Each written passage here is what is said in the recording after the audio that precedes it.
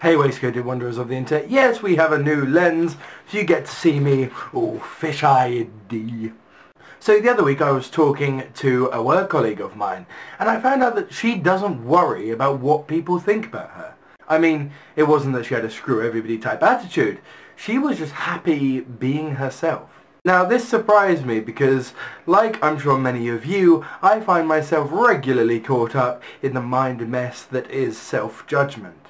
I feel, and I'm sure I'm not alone in this, trapped in between society telling me that I should naturally be happy and love myself, and my past, in my mind, telling me that this is impossible and this will never happen. After all, what is there to like about me, right? I'll be the first one to say it. I don't love myself. I, for the most part, like myself, and I think I can safely say that. I might get annoyed at myself, but I certainly don't hate myself. However, it hasn't always been that way. 3 years ago, I would be regularly telling myself how rubbish I was and how much I hated myself.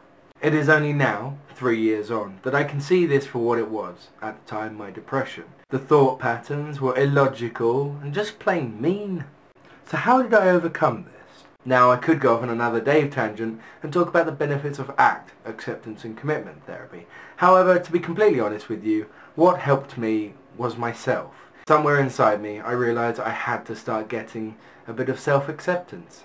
And so I worked hard through the use of ACT and mindfulness and meditation and just working on myself. And a little way down the line along came acceptance. But what is acceptance? As usual on the Positive Wednesday show, I'm going to turn to the YouTube community and the Positive Waistcoat Facebook groups for answers around what is acceptance.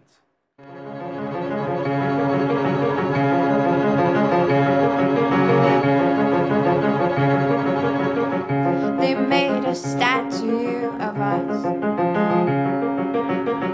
and put it on a mountain top. Now tourists come and stare at us, blow bubbles with their gum, take photographs of fun, have fun.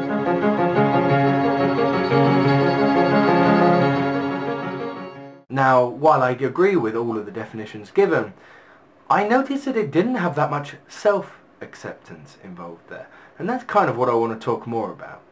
One of the biggest things that I've learned in the last 3 years is that all emotions that you may be feeling, both positive and negative, are important and valid. So it's important to give yourself credit for that. Once you take away some of the spitefulness out of the self-hatred, either in your mind or on paper, you can look more at the rational thought patterns that come out in what you're saying, if there are any changes you want to make in your life. But it's difficult to know when you're being rational and when you're not.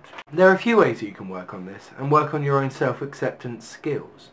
Write some of the thoughts that you have about yourself down on a piece of paper. Give yourself a good amount of time to do this and get as much as you can on the piece of paper, both negative and positive. Then, a few days later, go back and look over what you've written. Try and do this last bit when you're not in a downward funk, as that's not really going to be rational. Imagine you're not reading this about yourself, maybe a friend or somebody you don't even know. What, looking at it, seems logical and what doesn't?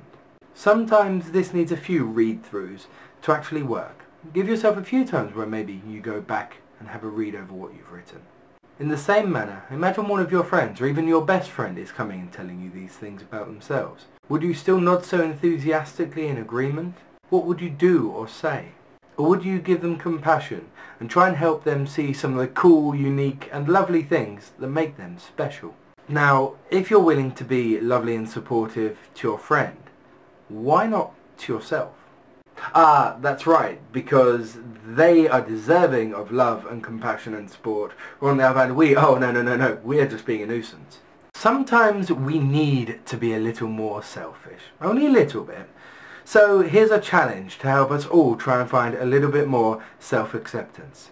Turn to a group of people you know, and this can be anybody, friends, family, anybody, and ask them to tell you 2 to 3 things that they like about you, or 2 to 3 reasons that they are your friend. If you feel reservations about doing this, what would you say if your friend came and asked you to do a similar thing? I hope, if they're your friend, that you would be nice and try and help them. So maybe they're going to do the same for you. Now, the one thing I haven't really talked about yet in this video is what acceptance and self-acceptance feels like, which is an important part. You know, we talk a lot about the way we feel because feelings are one of the first things that, well, we feel. You've already had a few examples from people from the YouTube community and Positive Waistcoat Facebook groups, but here's my 2 cents. Self-acceptance can be calming. It can be you sitting there and not feeling the need to prove yourself to yourself, being happy in doing an activity or whatever you're doing at that moment without worrying. But on the other hand, it can be a very passionate feeling. It can be the counter to all the negative feelings you feel at certain times. If you're being down on yourself, or even worse, if you're sitting there wanting to self-harm, or worse, it's the ability to give yourself a pat on the back and say, you know what, it's going to be okay. You may not completely believe it, but even giving yourself one small pat on the back, obviously not physically, I'm talking metaphorically, can save yourself sometimes.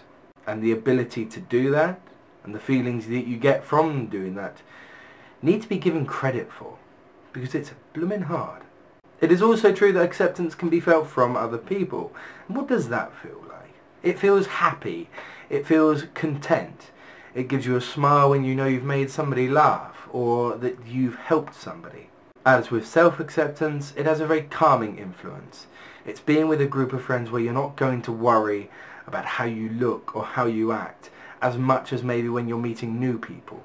You know that these people like you and trust you for who you are. As always, if you've got something to add, leave a comment or video response down below. Thank you for watching Waistcoated Wanderers of the Internet, and until next time, ta-ra.